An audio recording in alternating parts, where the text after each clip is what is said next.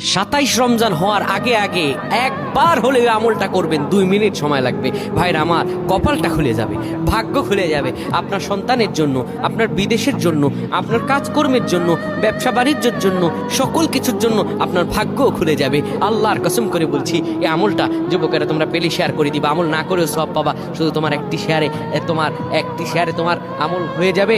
তুমি আমল না করেও সব পাবা। ভাইরা আমার, 27 রমজানের আগে আল্লাহর কসম করে বলছি, এই আমলটা ছাড়বেন না। এই আমলটা আপনারা সকলেই করবেন, এই আমলটা সকলের কাছে পৌঁছায় দেবেন, নিজে জানবেন এবং অন্যকে জানাবেন।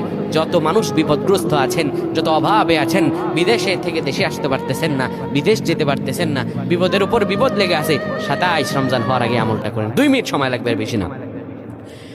যখন ঈশার নামাজ আপনি পড়বেন, ঈশার নামাজের পরে ওযু করে নেবেন, সুন্দরভাবে পবিত্র পরিচ্ছন্ন হয়ে বিছানাটা ঝাড়ু দিবেন। বিছানার ভিতরে এরপরে আপনি শোয়ার আগে সুন্দর করে আপনি ঘুমানোর আগে পড়বেন, ইয়া মালিকু ইয়া মালিকু 100 বার পড়বেন। এরপর ইয়া খাবিরু 100 বার পড়বেন। তারপরে একবার দুরূদ শরীফ পড়বেন।